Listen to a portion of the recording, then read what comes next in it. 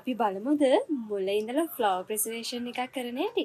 ඉතින් මම ස්ටෙප්ස් කීපයක් ඔයාලට පෙන්නන්නම්. මේ තියෙන්නේ මං හදන්න ගන්න ෆ්ලවර්ස් ටික. දැන් මං සිලිකා එක අයින් කරන ගමන් ඉන්නේ. මේක තමයි මම පාවිච්චි කරන්නේ සිලිකා ටික හලා ගන්න. ඉතින් මට මල් ටික ඉතුරු කරගන්න පුළුවන් මෙතනින් සිලිකා හැලිලා රොඩු අයින් වෙලත් එනවා. ඒ වගේම මට මල් ටිකක් ඉතුරු කරගන්න පුළුවන් මේ විදිහට කරාන් පස්සේ. ඔන්න ඉතින් වැඩේ ඉවරයි. හරිම ලේසි මේ විදිහට කරාම. ඔයාලා මගේ වීඩියෝස් දිගටම බලන්න කැමති නම් අපිව අනිවාර්යයෙන්ම ෆලෝ කරලා තියාගන්න. අපි FB එකේ, TikTok එකේ, Instagram එකේ, YouTube එකේ පවා අපේ page එක වලට බලා ගන්න පුළුවන්. ඉතින් orders place කරන්න වගේම ලස්සන වීඩියෝස් බලා ගන්න අපි ෆලෝ කරලා තියාගන්න. මම දැන් රෙසින් එක හදාගත්තා. පර්පස් ටිකක් රිමූව් වෙන්න අපි තියන්න ඕන. ඒ වගේම මම දැන් හදන්න යන මෝල්ඩ් එක තමයි ඔයාලට පෙන්වන්න යන්නේ. මේ තියෙන මේ මෝල්ඩ් එකට තමයි මම දැන් ෆ්ලවර්ස් ටික arrange කරන්න යන්නේ. ඔළුවේ නම් අයිඩියා එකක් තියෙනවා. අපි බලමු ලස්සනට වැඩේ කරන්න. ඉතින් රෙසින් එකේ බබල්ස් ටික අයින් වෙනකන් අපි මම හදපු ලස්සන ප්‍රිසර්වේෂන්ස් ටික බලමු. අපි යන් ඉස්සරහට මම දැන් අස් කරලා නැහැ. බලමු. කීපයක් තියෙනවා. ඔන්න තියෙනවා. ඉතින් මේ කස්ටමර්ගේ ෆ්ලවර්ස් ටික ගොඩාක් සවුත් වෙලා තිබුණේ. ඇත්තටම කිව්වොත් මම බේරගෙන තමයි මේ විදිහට හදලා තියන්නේ. කොච්චර දුරට වටිනවද නේද මල් හම්බුනාම ඔයා ආදරය කරන කෙනෙක්ගෙන්. ඉතින් මල් ටික සවුත් වෙන්න ඔන්න මෙන්න තියලා කොහොම හරි බේරගෙන තමයි මේ විදිහට ආර්ට් එකක් කරේ. ඇත්තටම මල් ටිකේ කලර්ස් ටික වෙනස් වුණාට ඒ ආර්ට් එකේ ලස්සන නම් මට හිතා ගන්න බෑ. හරිම ලස්සනයි. ඒ ආදරය වගේම මේ ප්‍රිසර්වේෂන් එකත් මාර ලස්සනයි කියලා මට හිතෙනවා. ඉතින් මේ තියෙන්නේ චූටි කියුබ් එකක්. ඉතින් මේකත් ඒ වගේ තමයි පොඩක් මල හැකිලිලා අපිට හම්බුනේ. ඉතින් ඒ විදිහට තමයි හැඩේ ආවේ. ඉතින් ඔහොම තමයි ෆ්ලවර්ස් ලැබෙන විදිහට හැඩේ, කලර්ස් ඒ දේවල් වෙනස් වෙනවා.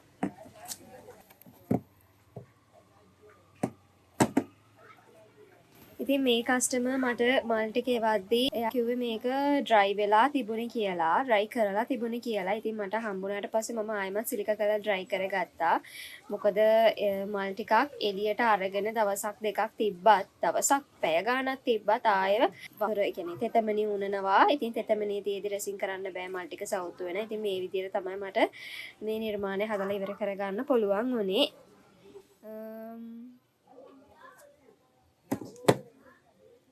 ඉතින් මේ තියෙන්නේ ලස්සන ප්‍රිසර්වේෂන් එකක් හෙක්සගන් ෂේප් එක. දැන් ඉතින් මම දැන් හදන්න යන්නේ මේ වගේම ප්‍රිසර්වේෂන් එකක් තමයි මෙන්න මේ හැඩෙන්. ඒ කියන්නේ දැන් ඔයාලා හද්දී අපෙන් ඩිසයින් කියලා අහද්දී අපිට මේ හදපු ඒවල නිර්මාණවල ෆොටෝස් එවන්න පුළුවන්.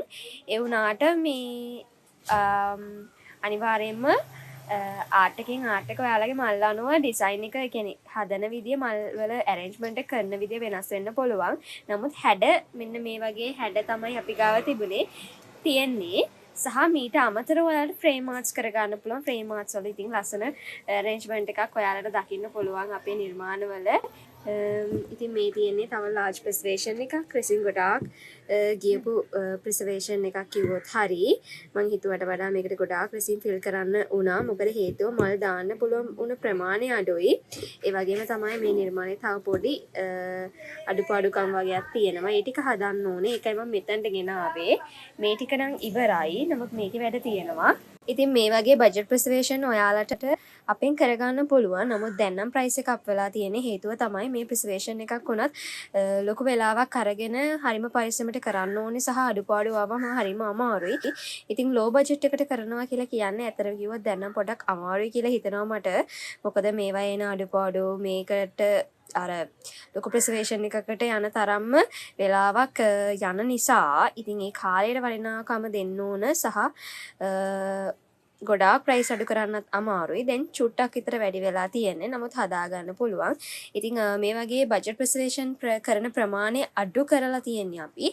නමුත් දැන් තනි මලක් තියෙන කෙනෙක්ට ලොකු ප්‍රිසර්වේෂන් එකකට යන්න බෑනේ. ඉතින් ඒ වගේ කෙනෙක්ට ඉතින් මේ වගේ දෙයක් තියෙන්න එපේ ඔප්ෂන්. ඉතින් අපි මේ වගේ ප්‍රිසර්වේෂන් කරන්න හේතුව මේක තමයි. සමහරක් වෙලට අඩු ගාණක් තියෙන්න පුළුවන්. සමහරක් වෙලාවට පොඩි මලක් දෙකක් තියෙන්න පුළුවන්. ඒ නිසා ඉතින් මෙතන ප්‍රිසර්වේෂන් එකක් තියෙනවා. මේකේ මම වැඩ නිම කරන්න බලාගෙන ඉන්නවා. මට මේකේ බැලන්ස් පේමන්ට් එක හම්බුනාට පස්සේ මම මේකෙත් වැඩ නිම කරනවා. ඉතින් මේ තියෙන්නේ මම කරගත්ත arrangement එක. තිබ්බ මල් එක මම මේ විදිහට arrange කරගත්තා. මම මේ මල මේ පැත්තට දැම්මේ මේක වෙනම පේන්න ඕන නිසා. ඉතින් මම මේ පැත්තට දැම්මා.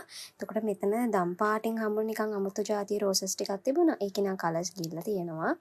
ඉතින් මම බැලුවේ ෆ්ලවර්ස් උපරිම දාන්න හේතුව ගොඩක් කස්ටමර්ස්ලා එයාලගේ හම්බෙන් එයාලා අපිට දෙන ෆ්ලවර්ස් වලින් උපරිම ප්‍රමාණයක් ඇඩ් කරනවට තමයි කැමති. ඉතින් ඒ නිසා මම පුළුවන් විදියට ෆ්ලවර්ස් ටික ඇඩ් කරගත්තා. ඒක ජාතිය ෆ්ලවර්ස් දෙකක් තියෙනවා නම් දන්නෙත් නෑ. තව ලස්සන වෙලා මේක එයි. දැන් මේක රෙසින් කරන්න තමයි තියෙන්නේ.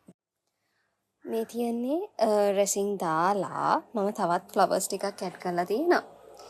ඉතින් මේ විදිහට තමයි ෆ්ලවර් arrangement එක වෙන්නේ. දැන් ඉතින් දවසින් දවස මේකට රෙසින් ලේකින් ලේකට වැටෙනවා. ඉතින් ඔහොම තමයි ෆ්ලවර් presentation එකක් කරන්නේ. ඉතින් මම තවත් මල් ටිකක් ඇඩ් කරගත්තා. මේ වගේ අතරින් පතර එකතු වෙන පුංචි පුංචි මල් පර්ස් ඒ වගේ දේවල් නිසා තමයි මේ ආර්ට් එකේ මල් ටික තවත් ලස්සනට පෙනුමට පේන්නේ. ඉතින් මම පුළුවන් තරමක් කස්ටමර් දුන්න හැම මලකින් වගේම presentation එක ලස්සන කරන්න උත්සාහ කළා. ඉතින් මේ විදිහට තමයි ෆ්ලවර් presentation එකක් වෙන්නේ. ඉතින් දැන් මට තියෙන්නේ දවසින් දවස රෙසින් ලේකින් ලේක මේ presentation එක fill කරන්න. ඉතින් මේ presentation එකේ final output එක බලා ගන්න ඕන නම් තව ටික කාලයක් ඉන්න වෙනවා. එතකන් අපිව follow කරලා තියාගන්න. ඉතින් මේ වගේ ලස්සන flower presentation එකක් කරගන්න ඔයාගේ මල් ටික ඉක්මනට අපිට